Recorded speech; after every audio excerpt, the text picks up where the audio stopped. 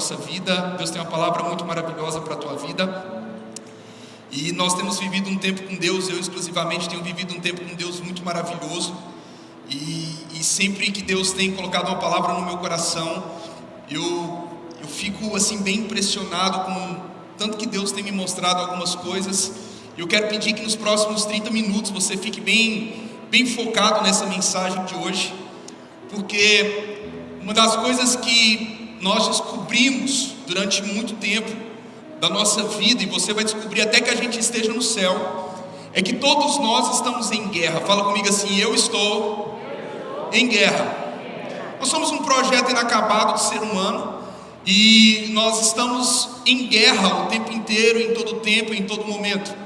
Você pode ter começado o ano de 2025 de uma forma muito incrível, de uma forma muito explosiva, cheias de bênçãos, mas em contrapartida também você sabe que você vai encarar algumas coisas na tua vida e algumas situações na tua vida. E aí, o que acontece? Que eu quero compartilhar com você hoje é que parece que às vezes ser cristão é como se nós fôssemos o Rocky Balboa. Quem já assistiu o Rocky Balboa aqui, diga amém. Aquele filme que o cara apanha, toma no olho, cai, mas ele o quê? Levanta de novo. Aí ele levanta, ele toma, apanha, e ele vai, levanta de novo. Mas aí de uma hora para outra, principalmente em lutas, já que a gente está falando de guerra, em lutas pode acontecer uma reviravolta, que o cara imobiliza, dá um golpe de jiu-jitsu, ou acerta um gancho, acerta um murro, e esse jogo é completamente virado, esse jogo é completamente transformado, e aquele que estava perdendo o tempo inteiro, agora começa a ganhar. E parece que a vida cristã muitas vezes é desse jeito. Parece que a nossa vida no mundo, não vou dizer apenas cristã, mas a nossa vida no mundo, com várias situações, ela é sempre desse jeito. E aí a gente entende, por exemplo, escuta isso aqui, a gente entende o apóstolo Paulo falando para mim e para você no livro de Efésios, aquele texto que todo mundo conhece. E eu vou dar para vocês o cinturão, vou colocar a sandália, vou dar o escudo da fé, vocês irão desbanhar a espada e vai colocar a capa. Então ele está falando assim: olha, eu vou encher vocês de armadura. Ele está falando assim o tempo inteiro: Deus vai colocar armadura em vocês. Então pensa comigo, se Deus está falando para mim e para você que a gente vai ter a armadura, quem quer ter a armadura de Deus aqui de Efésios, diga amém. Então significa que se eu estou me vestindo de uma armadura, é porque de alguma forma algum ataque vai vir, é porque de alguma forma alguma situação vai acontecer. Isso não significa que nós vamos procurar, mas isso significa que isso vai o quê? Acontecer. Agora a questão é, e o tema da minha palavra é: quando não consigo vencer. Quando não consigo vencer. Porque existe um outro texto do apóstolo Paulo que diz assim: olha, nós somos pressionados, mas nós não estamos desanimados, nós somos perseguidos, mas nós não estamos abandonados. Então nós estamos passando por muitas situações, nós somos pressionados, mas nós continuamos, e existe até aquela canção que nós cantamos, nós continuamos de pé. E isso pode ser a vida de algumas pessoas que estão aqui. São pressionadas, são perseguidas, mas elas têm uma fé tão inabalável que elas continuam de pé. Mas existem algumas outras pessoas que estão nos ouvindo aqui hoje, estão nos ouvindo online, que de certa forma, em uma ocasião, escute isso aqui, elas são pressionadas e estão desanimadas. Elas são perseguidas e estão desamparadas. Pessoas que conhecem a fé e viveram experiências incríveis com Deus, estão sendo pressionadas, e alguns não se sentem abandonados porque existe uma fé inabalável, mas tem uma porcentagem de pessoas que estão me ouvindo aqui hoje, que se sentem abandonadas assim. E é quando a gente se sente assim, que a gente entra para esse tema: e quando eu não consigo vencer? E quando eu não consigo vencer? Porque não faz sentido eu falar um versículo, tudo posso naquele que me fortalece, e não conseguir enxergar a vitória. Em Cristo Jesus somos mais do que vencedores, mas eu não consigo vencer. Então eu quero te mostrar hoje algumas verdades e algumas revelações para a tua vida, que eu tenho tomado para a minha vida, para que você possa entender quando eu não consigo vencer. Porque isso é do ser humano. Escuta o que eu vou te falar, isso não vem de Deus. Fala assim comigo: isso não vem de Deus. Coloca para mim Deuteronômio capítulo 20. Olha só o que esse texto diz, e vocês vão conhecer essa história. Que diz assim: quando vocês forem à guerra contra os seus inimigos, olha só o que Deus já está falando para o povo de Israel. Quando vocês forem à guerra contra os seus inimigos e virem cavalos e carros de guerra, e um exército maior do que o seu. O texto já começa falando assim, ó, vocês serão minoria na guerra que vocês vão entrar. Vocês serão os menores. Quando vocês entrar na batalha, vocês vão se deparar já com um monte de gente, o dobro do que vocês estão vivendo. Então Deus já está falando assim, ó, quando vocês forem à guerra contra os seus inimigos e virem cavalos e carros de guerra e um exército maior do que o seu, aí ele diz: não tenham medo, pois o Senhor, o seu Deus. Agora esse ponto aqui é muito importante. Ele diz assim, ó, que os tirou do Egito, estará com vocês. Versículo 2: quando estiverem prestes a entrar na batalha, o sacerdote virá à frente e dirá ao exército: ouça, Israel, hoje você lutará contra os seus inimigos. Não desanime, nem tenha medo. Não fique apavorado, nem aterrorizado por causa deles. Agora o versículo 4, nós vamos ler até aqui, depois eu vou chegar no final dessa história para você entender. Pois o Senhor, o seu Deus, o acompanhará e lutará por você contra os seus inimigos para dar-lhe vitória. Você pode aplaudir Jesus se você quer sair daqui vitorioso nessa noite. Escuta, o povo de Israel é o povo escolhido de Deus. Quem é escolhido de Deus aqui? Diga amém. Nós somos escolhidos de Deus. E a grande verdade de que o fato de nós sermos escolhidos de Deus, é que quando você nasce, está tudo bem, está tranquilo. Porque quando você nasce, passa um tempo, você vai ter que crescer, você vai ter que se desenvolver. E muitas vezes nesse seu crescimento, nesse desenvolvimento, você não vai incomodar muito não. Porque as pessoas, e principalmente o inimigo e o diabo, ele não está preocupado muito quando você nasce. Mas quando você começa a crescer, e quando você começa a entender a promessa de Deus sobre a tua vida, e você começa a desenvolver, e você começa a caminhar, e você começa a correr por aquilo que Deus propôs na tua vida a você viver. Quando você, por exemplo, está lendo 100 dias aí o livro juntamente com a gente, a igreja inteira, e você enxerga que existe um romper sobrenatural para a tua vida, e por causa disso você vai crescer espiritualmente. O que você precisa entender? Que o problema não é quando você nasce, o problema é quando você cresce. O ataque não vem quando você nasce, o ataque vem quando você começa a se desenvolver. Então quando você começa a caminhar pela promessa, você começa a viver aquilo que Deus tem para a tua vida, aquilo que Deus tem para a nossa vida, como igreja, como cristão, sobre as promessas de Deus, as coisas começam a mudar completamente, as coisas começam a mudar de uma forma incrível, porque quanto maior for a promessa do outro lado, maior será o ataque do lado de cá. É por isso que o apóstolo Paulo diz: eu preciso colocar armadura nesse povo. Eu preciso dizer para eles que eles vão ter medo algumas vezes, mas eles não precisam ficar desesperados. É por isso que eu estou dizendo para eles que eles vão ficar e enxergar algumas situações, mas eles não podem se curvar diante de tudo que eles estão vivendo, porque o que vem depois é muito maior do que qualquer situação que eles estão enfrentando aqui para trás. Deus é esse. Então, se eu começo a crescer e eu começo a me desenvolver, se você começa a crescer e você começa a se desenvolver, principalmente espiritualmente, as coisas mudam de figura. O diabo que te olhava de um jeito, o diabo vai te olhar de outro jeito. E a questão é que quando o diabo olha para a gente de outro jeito, e eu falo isso para você, você de certa forma começa a ficar assustado e você começa a ficar com medo. Só que enquanto nós nascemos, até que nós possamos viver na eternidade, quem vai viver na eternidade aqui, diga amém. Até que a gente viva lá, nós estamos caminhando. Nós estamos como o povo de Israel. Nós estamos no meio de algo. Nós estamos transitando de um lado para o outro. O meu destino não é nessa terra. Nós somos cidadãos do céu. Quem está comigo, diga amém.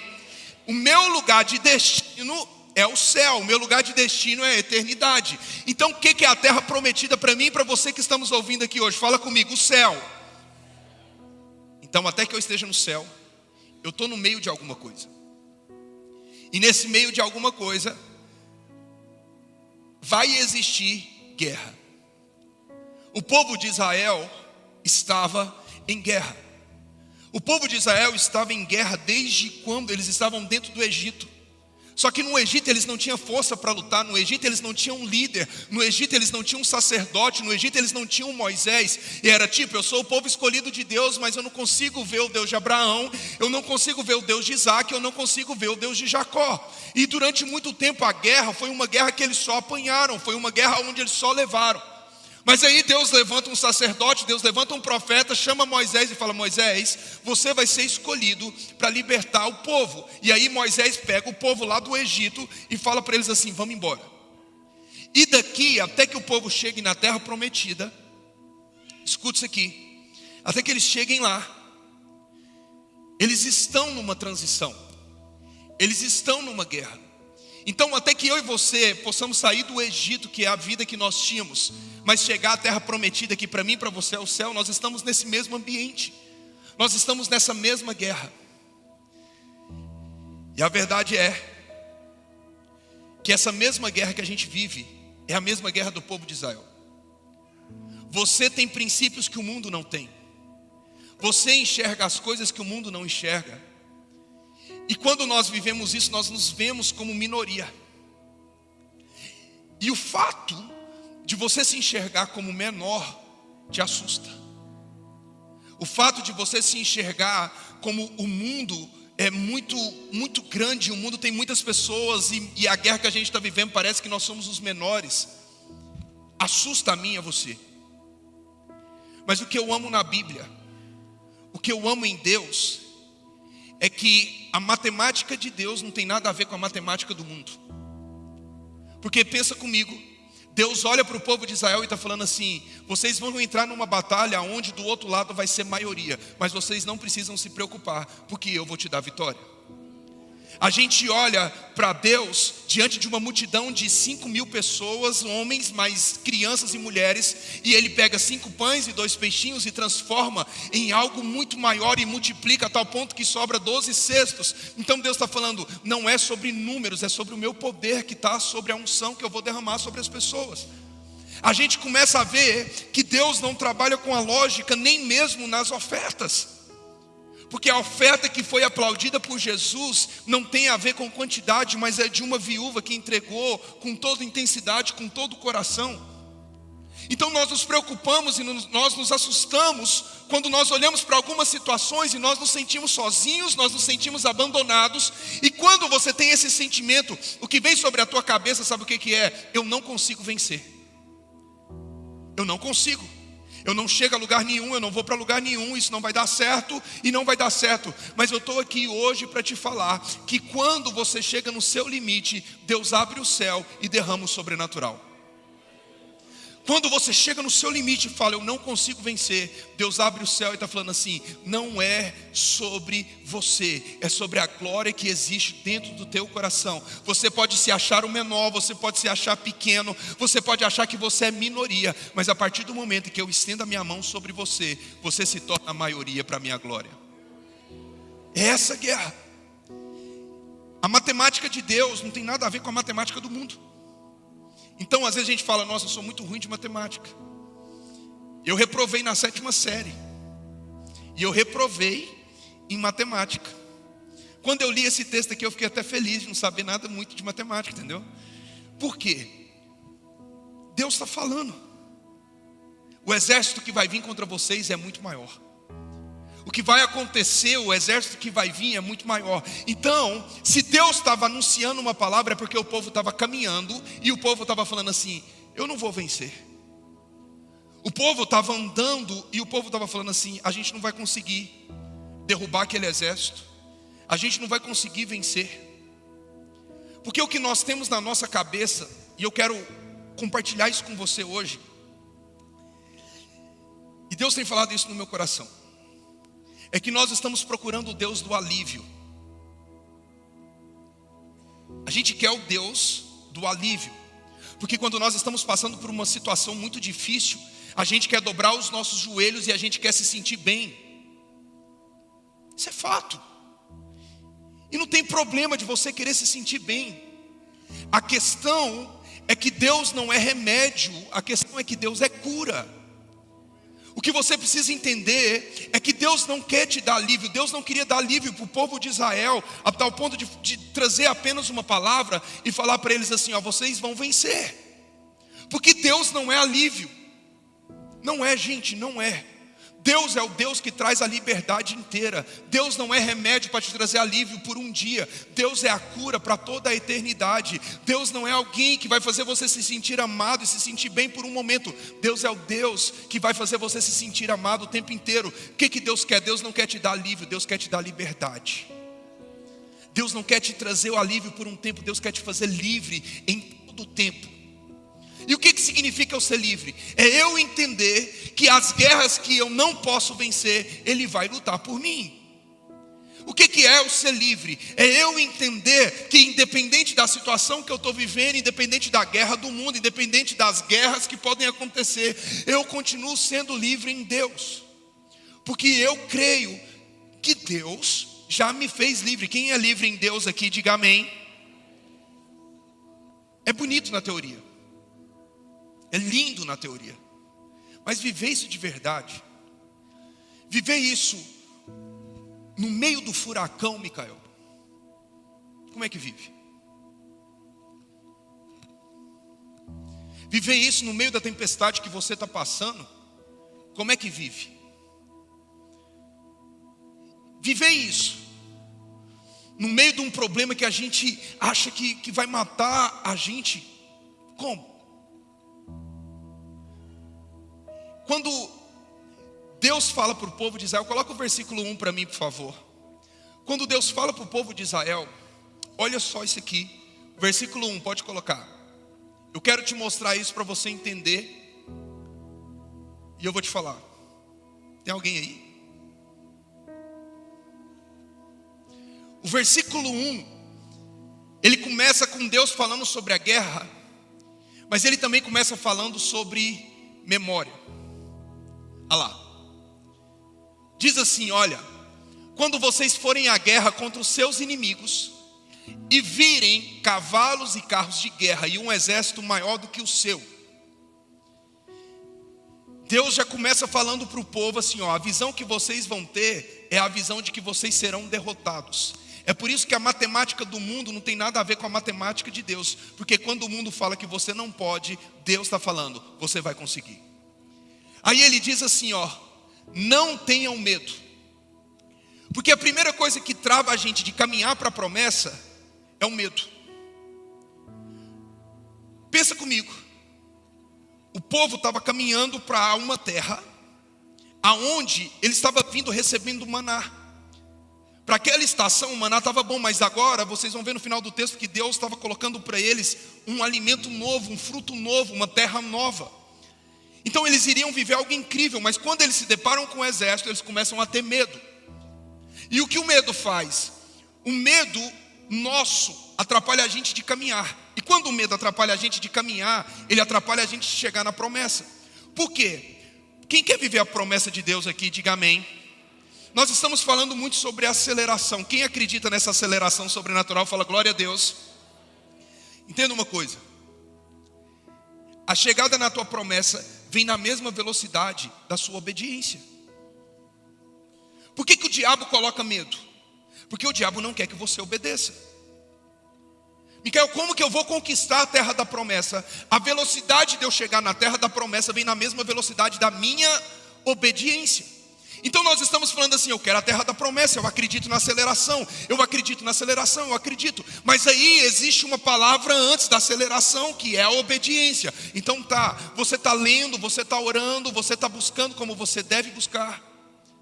Você está correndo atrás como você precisa correr atrás. Ou você está achando que Deus apenas vai abrir o céu e do nada vai acontecer.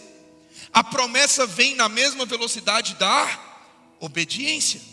Então o que o diabo faz? O diabo coloca uma visão para mim, para você, uma visão completamente humana, falando para mim, para você assim: escuta, está vendo lá do outro lado? Você não pode chegar lá.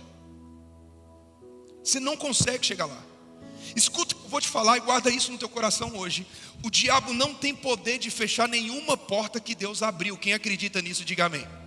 Meu irmão, Deus abriu a porta. Não tem inferno no mundo, não tem Satanás no mundo, não tem diabo no mundo que tem poder para fechar a porta. Não existe. Mas presta atenção, ele não tem poder para fechar a porta. Imagina que essa é a porta. Imagina que você está aqui e você está caminhando para a porta, porque depois da porta existe uma terra que mana leite, que mana mel. Essa terra já é minha e sua. Quem acredita nisso, diga amém. Aonde nós colocamos a planta dos nossos pés, esse lugar será nosso. E isso vem desde Abraão. É uma promessa para mim e para você. Então Deus pega a porta, Deus abre a porta e Deus fala: atravessa. O diabo não tem poder de fechar essa porta aqui. Deixa eu te falar, o diabo não tem poder de fechar a porta. O diabo não coloca a mão aonde existe a unção poderosa de Jesus Cristo. Não coloca. Mas presta atenção, ele não fecha a porta, mas ele fica na porta, te contando um monte de mentiras. Ele fica do lado de cá, para quando você estiver caminhando e ele falar assim para você: ei, não entra aqui, não vem para cá. Porque se você vir para cá, existe um mal, existe um exército aqui do outro lado que vai te arrebentar. Ele não tem poder de fechar a porta e ele não pode mudar a terra da promessa do povo de Israel. Mas ele fica do lado de cá, te contando um monte de mentiras, para que você comece a viver o medo. Porque se você viver o medo, você não vive a obediência. E se você não vive a obediência, mesmo que Deus fale para você: ande, caminhe, você não vai caminhar. O diabo não pode fechar a porta, mas o diabo pode contar mentiras para que você não entre. Se Deus olha para o povo de Israel e Deus fala assim: não tenham medo, o que vocês estão vendo do outro lado parece muito maior, mas nada se compara ao meu poder. O que Deus está te falando hoje? O que você está vendo, a guerra que você está vendo, a guerra que você está enfrentando, pode ser grande. O que você está enxergando com os olhos naturais é grande. Mas o que Deus quer é abrir os nossos olhos. Sabe o que é? É para que você possa olhar para o lado de lá e você vai ver um exército enorme e um diabo te contando um monte de mentiras para você não caminhar do outro lado. Mas Deus vai abrir os seus olhos para que você olhe para trás e enxergue que existem anjos do seu lado caminhando com você e lutará essa guerra por você. Quando Deus fala não tenha medo, a gente precisa acreditar. Só que ainda assim, escuta isso aqui, ainda assim é difícil. Micael, eu acho que eu não consigo vencer. Como que eu vou vencer no meio da tempestade? Então presta atenção, coloca o versículo 1 aí, por favor. Aí ele diz assim: não tenha medo, pois o Senhor, o seu Deus. Quem é de Deus aqui, diga amém. Aí ele dá uma segunda dica. Olha a segunda dica: o Senhor, o seu Deus, que os tirou do Egito. Presta atenção nisso aqui. Ele fala não tenha medo, mas eu acredito que ele ficou olhando lá do céu e falando para o povo, e o povo olhava e falava assim: como? Se do outro lado eu estou enxergando um exército enorme, se do outro lado eu estou vendo o inimigo, Deus, acho que Deus estava enxergando o povo de Israel. Mesmo Deus falando não tenha medo, o povo ficando com medo. Mesmo Deus falando para você não tenha medo, você fica com medo. Mas aí Deus pega e faz uma segunda coisa: o Senhor, o seu Deus. Aí ele dá uma lembrança. Ele diz assim, ó, que os tirou do Egito. Eu descobri, montando essa palavra, que Deus fica indignado com a gente. Descobri. Eu descobri porque Jesus fala o tempo inteiro, o tempo todo: não olhe para trás, Por que Jesus fala o tempo inteiro, não viva no passado, eis que tudo se fez novo? Quem acredita que tudo se fez novo aqui, diga amém. Mas quando eu olho para a Bíblia, num contexto geral, você sabe o que eu enxergo? Exatamente nesse texto, Deus falando assim, que tirou vocês do Egito. Eu olho para o livro de Jeremias falando assim, quero trazer à memória aquilo que me traz esperança. Não tenha medo, mas se você ainda continua com medo, Deus fala assim, olha, o problema não é o passado, o problema é como você olha para o teu passado. O problema não é o que aconteceu, o problema é quando você olha só para aquilo que aconteceu. Por quê? Porque quando nós olhamos para trás, o povo de Israel, Deus estava lembrando a eles que eles viveram um cativeiro, uma escravidão durante muitos anos. E Deus está lembrando eles, foi eu que tirei vocês do Egito, foi eu que trouxe a liberdade, foi eu que estou levando vocês para a terra prometida. Só que ainda assim, o problema de olhar para trás é que a maior parte do tempo que nós olhamos para trás não é para ver de onde Deus nos tirou, mas é para ver tudo que nós passamos, é para ver os problemas que nós enfrentamos. Se você não mora no teu passado, quem acredita nisso, diga amém. Você não mora lá, você não é o que te aconteceu. Mas existem sim momentos da minha vida e da tua vida que nós temos que lembrar de onde nós saímos e para onde Deus está nos levando. É tempo da gente olhar e falar assim, a guerra que eu estava vivendo aqui era uma guerra que iria me matar, mas nesse exato momento dessa guerra, dessa tempestade, desse furacão, eu vi a mão de Deus, o céu se abrindo e Deus me levando para algo novo, para algo extraordinário. Eu já fui doente, mas Deus me curou. Eu merecia a morte, mas Deus trouxe a salvação. A minha família estava completamente perdida e eu já os enxergo na casa de Deus glorificando a Ele. A gente tem que entender isso. E sabe, eu descobri, e eu quero mostrar isso para vocês na Bíblia, que Deus fica indignado comigo e com você. Fica. Miquel, Deus fica. Deus ficou indignado com os discípulos. Porque como que eu, quando não consigo vencer uma guerra, uma batalha, Deus está falando, não tenha medo. Do outro lado, o diabo só te conta histórias, mas ele não tem poder para tocar na tua vida. Você crê nisso? Diga amém. Aí ele pega e fala assim, e lembra que foi eu que tirei vocês do Egito. Porque quando nós nos esquecemos no meio da tempestade o que Deus já fez, a gente não adora por aquilo que Ele pode fazer. Escuta isso. Quando eu não me lembro no meio da tempestade o que Deus já fez, eu não consigo adorá-lo por aquilo que Ele pode fazer. E isso se torna um problema. Por quê? Porque se eu só lembro daquilo que me doeu, eu estou dando palco para o diabo e falando assim. O diabo talvez está até lá no inferno e falando assim, agora não tem nada a ver comigo, a lembrança é sua. Só que quando eu estou dando palco para o diabo, o palco para o diabo vem acompanhado de murmuração. O palco do diabo vem acompanhado de reclamação. Você sabia que o povo de Israel, eles poderiam entrar na terra prometida em 3 dias? Mas quando eles estavam caminhando, eles começaram a murmurar. 3 dias viraram 40 anos. É isso que acontece quando a gente dá palco para o diabo. É isso que acontece quando a gente olha para trás e não é para ver o quanto Deus já nos abençoou e da onde Deus nos tirou. É por isso que quando a gente olha para trás, e é por isso que eu acredito que o Novo Testamento eis que tudo se fez novo, eis que tudo se fez novo, eis que tudo se fez novo. Porque eu acredito, e eu quero mostrar na Bíblia, que chegou um tempo que Jesus cansou da gente ficar olhando para trás para lembrar do que doeu e não lembrar do que Ele fez.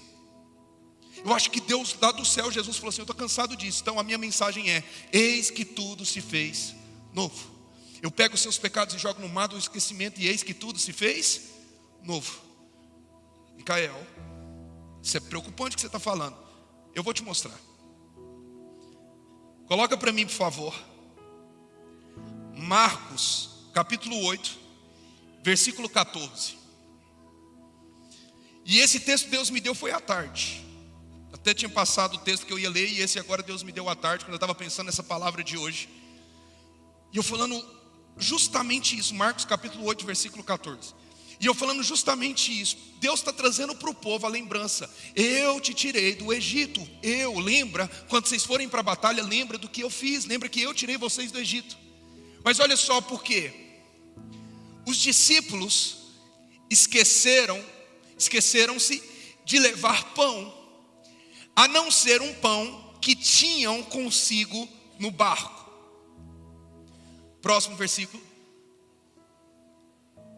Agora olha isso aqui, prestem atenção, fala comigo, presta atenção.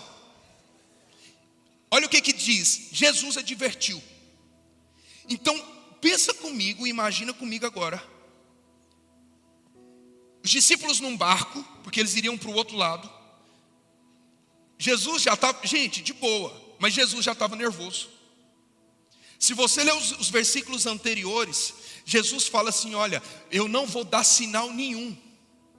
Porque os fariseus se reuniram em volta de Jesus e começou a pedir Jesus, manda um sinal então. Qual é o sinal do milagre que você pode fazer? Qual é o sinal da fé que você pode fazer? Escuta isso aqui, a gente não precisa provar tudo para todo mundo não. Os fariseus estavam enchendo, versículos antes disso aí, os fariseus estavam enchendo o saco de Jesus. E Jesus pega e fala assim, eu não vou dar sinal nenhum para vocês. Aí ele pega os discípulos, chama os discípulos e fala assim, vamos lá para o outro lado, vamos servir para o outro lado. Eu poderia fazer milagre aqui, mas não, vamos para o outro lado. Quando os discípulos saem correndo, porque Jesus deve ter chamado eles acelerado, os discípulos esquecem de levar pão. E se tem uma coisa que estressa todo mundo é fome. Quem está comigo, diga amém.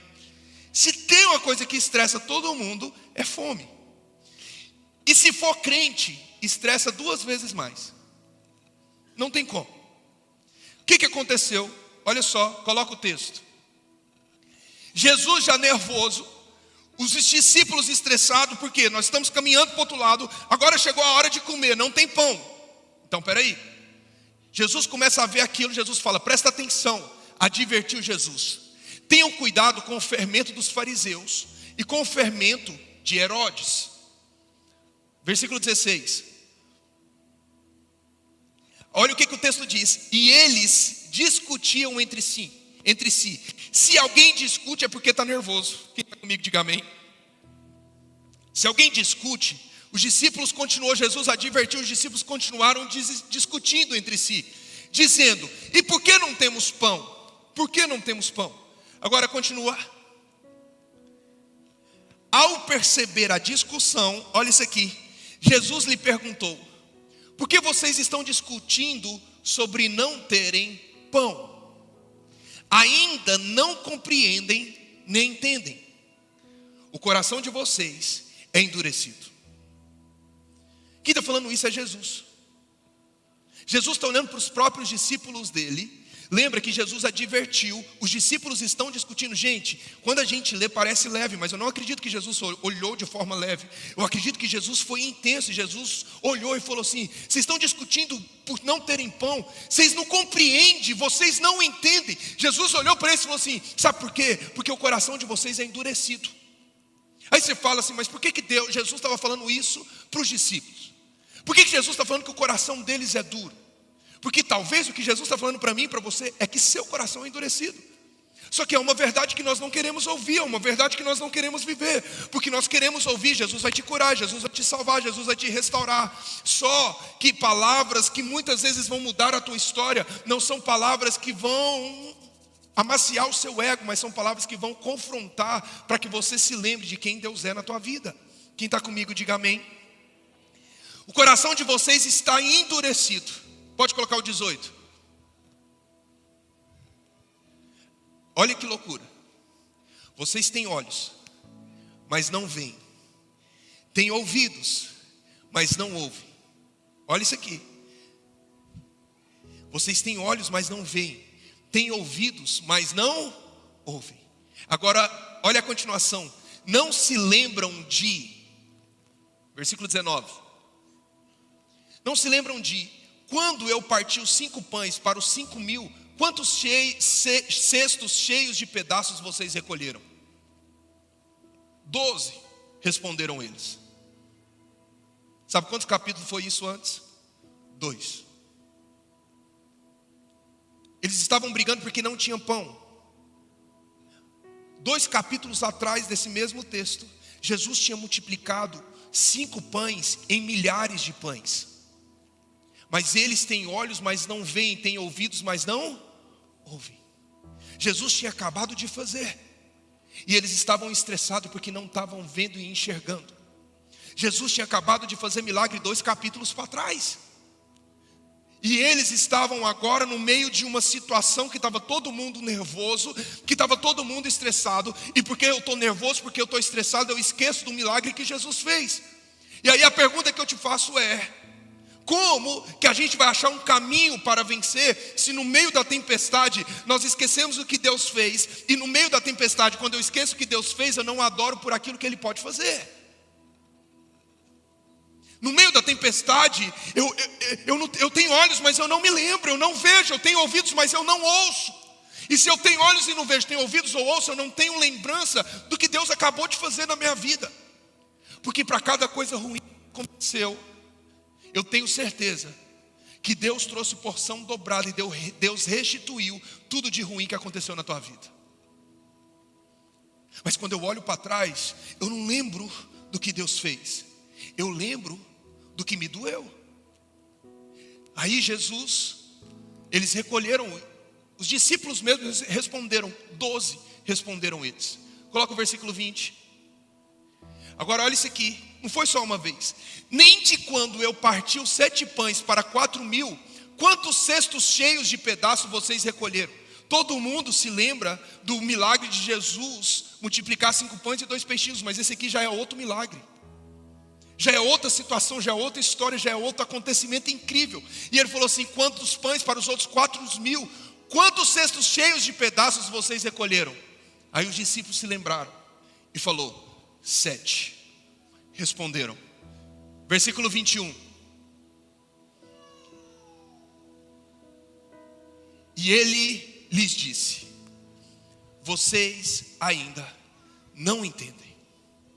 Jesus não terminou a conversa nem direito. Jesus olhou para eles e falou assim: vocês não entendem.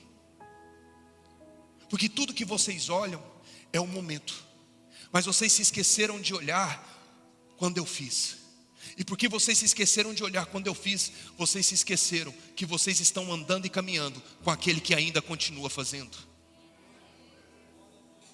Quando eu não consigo vencer, um dos motivos, você sabe qual que é? É porque você olha para trás e não lembra do que Ele fez. E porque você não lembra do que Ele fez, você não consegue enxergar Ele no tempo atual. E se você não consegue enxergar no tempo atual, você não adora por aquilo que Ele pode fazer. Porque o poder da gratidão não é eu adorar pelo milagre que eu tenho. O poder da fé é eu adorar pelo milagre que ainda não aconteceu. Qual que é o nível da sua fé? É agradecer pelo milagre que eu tenho? Ou é eu dobrar os joelhos e agradecer pelo milagre que eu ainda não estou vendo? Como que eu vou conseguir vencer, se quando eu olho para trás eu não lembro do que Jesus fez? E se eu não lembro do que Ele fez, eu não adoro pelo que Ele pode fazer. Sabe, escuta isso aqui. Nem deve ter isso no livro de 100 dias, mas Deus está falando isso para mim aqui agora. Eu vou fazer para mim. A gente tem o nosso mural do futuro e da bênção. Quem tem aí, diga amém. Mas sabe o que você pode colocar do lado? Todas as coisas que Jesus já fez por você. Todas. Porque uma hora ou outra da minha vida e da tua vida, nós vamos olhar para trás. Porque nós não somos perfeitos, porque nós somos seres humanos e nós estamos em transição com um inferno, o diabo do outro lado contando um monte de mentira e falando para você: olha para trás. Mas quando você olhar para trás, no seu mural vai estar: Jesus me curou, Jesus me salvou, Jesus me restaurou, Jesus me fez uma nova pessoa. Aqui doeu, mas Jesus veio com bálsamo e derramou cura. Aqui parecia que eu ia morrer, mas Jesus foi lá e ressuscitou qualquer situação. Aqui parecia que a minha vida financeira não ia fluir, mas Jesus me deu a semente, e por causa dessa semente eu prosperei, e eu vou continuar prosperando. Coloca lá. Coloca lá para quando você achar que você não consegue vencer, coloca lá no teu mural todas as vezes que Jesus já fez você vencer. Porque quando você olhar para trás e você pensar naquilo que você já venceu, você vai ter força o suficiente para adorar no meio da tempestade. Você vai ter força suficiente para viver a calmaria, a paz que excede todo entendimento no meio de uma turbulência. Você vai entender que depois da tempestade vem a bonança, depois do terremoto vem algo incrível da parte de Deus, que aquilo que o diabo levantou para te destruir vai ser exatamente aquilo que Deus vai fazer te promover. Faz isso. Aí, por isso que Jesus estava falando para os discípulos aqui, nesse texto. Vocês lembram? Não. Que nós não sejamos esses discípulos. Nós temos olhos e nós já vimos a glória de Jesus. Quem está comigo, diga amém. Nós estamos aqui, nós estamos escutando que Jesus irá lutar as guerras por mim e por você, e que mesmo que o diabo esteja do outro lado da porta te contando um monte de mentira para você não vir, você vai vir, e você vai caminhar, e você vai pisar na terra prometida, e o diabo não vai poder te tocar. Não vai. Aí você pega e fala assim: eu até entendo, Micael, mas eu me sinto no cerco. Porque quando a gente entra na terra prometida, deixa eu te falar, a paz que você espera de tranquilidade, quem estava no projeto de vida se lembra que eu disse que o evangelho não é sobre tranquilidade, o evangelho é sobre paz. Eu estou em paz, mas eu nunca vou estar tranquilo. Quando você pisar na terra prometida, escuta. Não tem a ver com tranquilidade não, tranquilidade só tem no céu. E eu acredito que ninguém quer morrer aqui. Quem está comigo, diga amém. Quem quer viver muito, diga amém. Amém. A paz está no céu, mas a paz está na terra. Agora a tranquilidade está no céu, mas a tranquilidade não está na terra. Porque quando eles pisassem na terra prometida, eles iriam encontrar um cerco. Coloca o Deuteronômio 20:19 para mim, por favor. E que você precisa entender é que essas guerras, elas não são curtas. Escuta isso aqui, Deuteronômio 20:19. 19, esse é 16. Aí olha só, a palavra de Deus falando para o povo de Israel. O que a palavra de Deus diz? Quando sitiarem uma cidade por longo período, fala comigo, longo período, significa que a guerra não é curta. Significa que enquanto nós estivermos aqui na terra, a guerra vai ser longa. A gente está achando que a gente vai entrar, Deus está falando, não tenha medo. Deus está falando, você vai entrar na terra prometida, e a gente acha que vai entrar na terra prometida e uau, o céu destravou. Não, gente, o céu já está destravado, mas a guerra continua. Você precisa estar vivendo as armaduras, você precisa estar com as armaduras de Paulo, que ele diz em Efésios, porque os ataques continuarão, eles vão continuar. Aí ele diz assim, quando sitiarem uma cidade por um longo período, lutando contra ela para conquistá-la, não destruam as árvores dessa cidade a golpes de machado, pois vocês poderão comer as suas frutas. Não as derrubem. Por acaso as árvores são gente para que vocês as sitiem? Agora olha o versículo 20. Entretanto, poderão derrubar as árvores que vocês sabem que não são frutíferas, para, com elas, montar o cerco contra a cidade que está em guerra contra vocês. Então presta atenção nisso aqui. A minha forma de ver isso aqui, a revelação que eu tenho disso aqui, sabe o que acontece? É que no meio do nosso desespero, da guerra, nós matamos a esperança que pode nos alimentar. Deus olhou para eles e falou assim, vocês vão entrar nessa terra, e quando vocês entrarem, vocês estarão em guerra. Só que nessa guerra você não pode perder a sabedoria, porque o alimento de vocês estão nas árvores frutíferas. O que eu entendo sobre isso? Porque a revelação que você tem disso.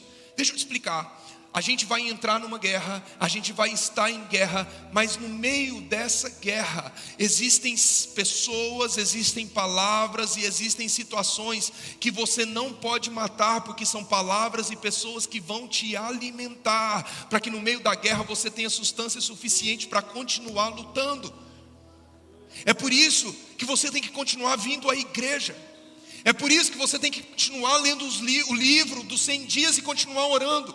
É por isso que você tem que continuar servindo. Não é sobre eu estar bem, é sobre eu entender que eu estou em guerra. E quando eu estou em guerra, são justamente as coisas que às vezes eu não quero fazer, que eu preciso fazer. Porque aquilo que eu não quero fazer é aquilo que vai me trazer esperança para eu poder viver e continuar lutando as minhas batalhas. Então não mata o teu chamado, não mata o teu propósito, não mata aquilo que Deus te chamou para fazer. Não estou com vontade de ir na igreja, Micael. Deixa eu te falar, levanta, coloca o teu pé nesse lugar e você vai receber um alimento para continuar lutando as suas batalhas diariamente.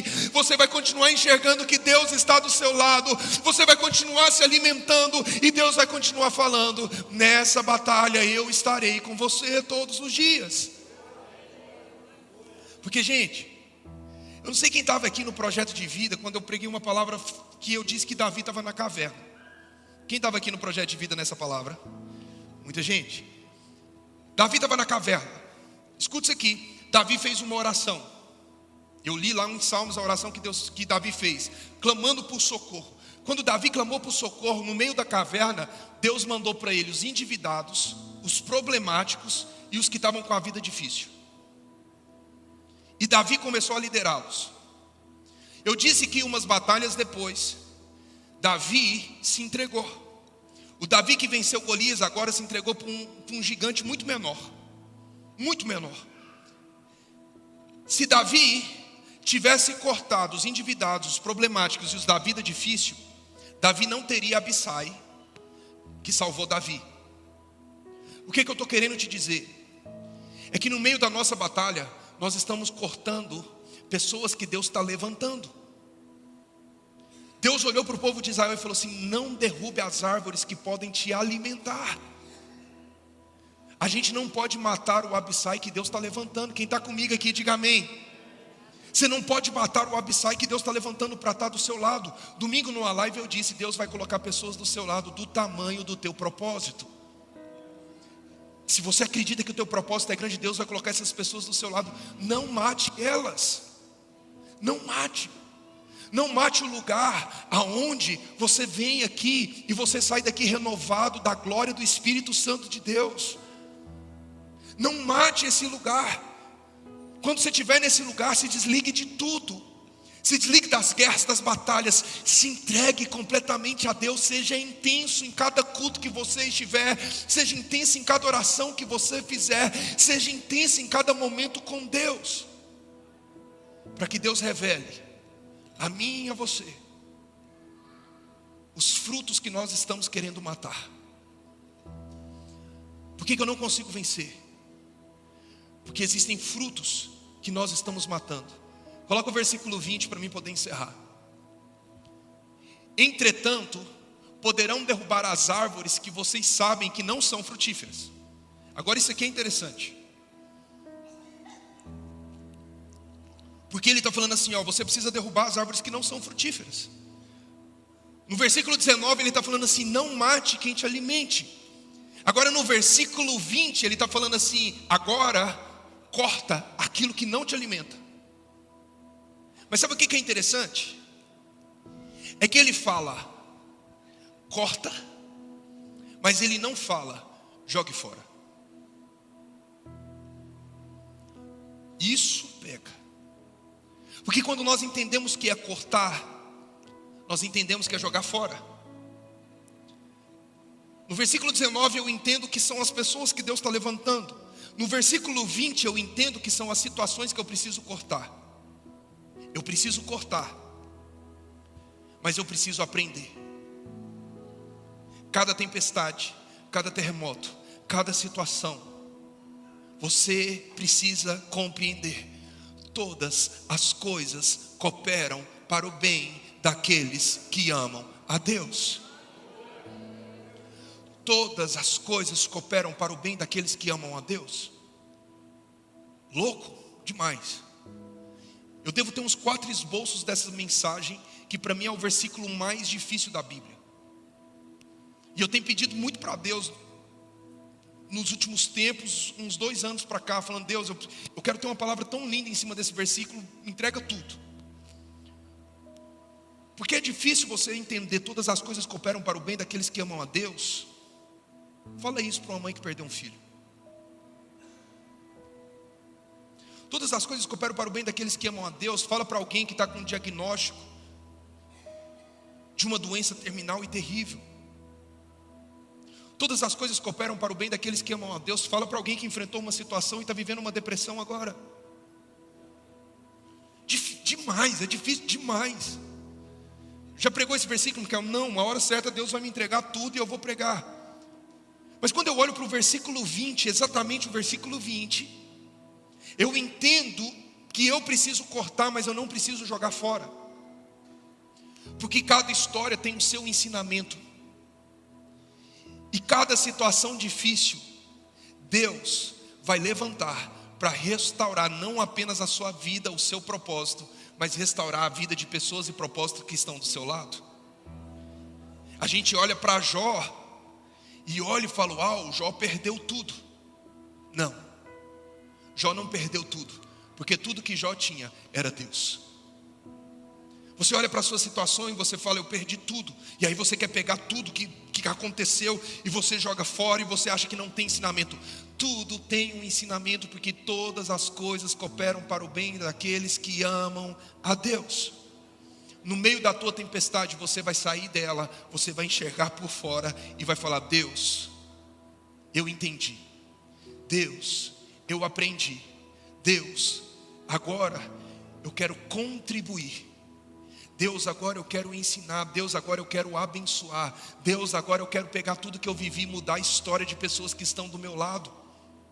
Porque de verdade, eu sou um cara nascido na igreja, vivido na igreja e cresci aqui. Um monte de gente me viu crescendo nesse lugar. E eu não vou conseguir pregar para um drogado como alguém que usou droga um dia pregou. Foi salvo, foi liberto. Todas as coisas cooperam para o bem daqueles que amam a Deus. Eu não vou conseguir pregar para um alcoólatra como alguém que viveu essa situação e foi liberto para a glória de Deus. Você precisa entender: todas as coisas cooperam para o bem daqueles que amam a Deus. Micael, qual é o seu testemunho? Daqui uns dias, ex-careca. Você está entendendo que o versículo 20 é você não jogar fora? Olha isso aqui, coloca o 20 para mim de novo para a gente orar. Entretanto, poderão derrubar as árvores que vocês sabem que não são frutíferas. Derruba elas. Mas, para que com elas montem o cerco contra a cidade que está em guerra contra vocês. Escute isso aqui. As histórias que você viveu, as situações que você viveu, as circunstâncias que você tem passado, você não pode pegar e jogar fora, porque são essas mesmas histórias, são essas mesmas situações que vai trazer um cerco de proteção para que você nunca mais volte para o lugar de onde Jesus Cristo te tirou. Para que você nunca mais volte para onde Jesus te tirou. Então ele está falando assim: faça o cerco nessa cidade para você se proteger. Ele falou: corta aquilo que não é frutífero. Mas ele não disse joga fora. Ele falou: pega isso e usa isso como escudo de proteção no meio da tua batalha. Você vai olhar para trás e você não vai voltar para o lugar de onde Cristo te tirou um dia. Pelo contrário, você vai trazer pessoas que estavam lá e vai falar: eu tenho um lugar para te mostrar, eu tenho uma promessa para te dar, e eu tenho um Jesus Cristo para te apresentar. Eu já fui assim, mas hoje eu sou salvo. Eu já fui doente, mas hoje eu sou curado. Eu já estive onde você estive, mas onde eu estou, você vai viver e vai experimentar o que eu estou experimentando, e é a glória de Jesus Cristo. A gente não pode pegar as histórias e matá-las apenas. A gente tem que aprender com elas. E ele diz: contra as cidades que está em guerra contra vocês, nenhuma condenação há para aqueles que estão em Cristo Jesus. Você está entendendo que uma árvore Foi através de uma árvore e uma fruta que o pecado entrou no mundo. Mas hoje o símbolo da salvação é o madeiro. É uma árvore que foi cortada e se tornou a cruz. Do jeito que a história começou, Jesus pegou a história e falou: através disso, eu vou transformar em salvação. Eu costumo dizer, e vou dizer isso o resto da minha vida, o evangelho é Jesus pegar toda a obra que o inferno tentou levantar e restaurar e fazer disso o maior milagre na tua vida. Não mate aquilo que você aprendeu. Quando não consigo vencer, eu olho para trás e eu vejo de onde Jesus me tirou. Eu entro numa luta e luto com perseverança, mas eu também estou em Cristo, para que nenhuma condenação haja. Quando os ataques vierem, eles irão cair, porque Cristo salvou a mim, Cristo salvou a você. E Ele chegou ao ponto de dizer: essa guerra não é sua mais, essa guerra é minha. Ele está dizendo: essa guerra não é sua mais, essa guerra é minha. Então, se levante com coragem, se levante com perseverança no ano de 2025. Que essa palavra de hoje possa ecoar no teu coração durante tanto tempo, durante o ano inteiro, para que você possa viver o que o livro de João diz. Jesus disse: permaneçam em mim, assim como eu permaneço em vocês.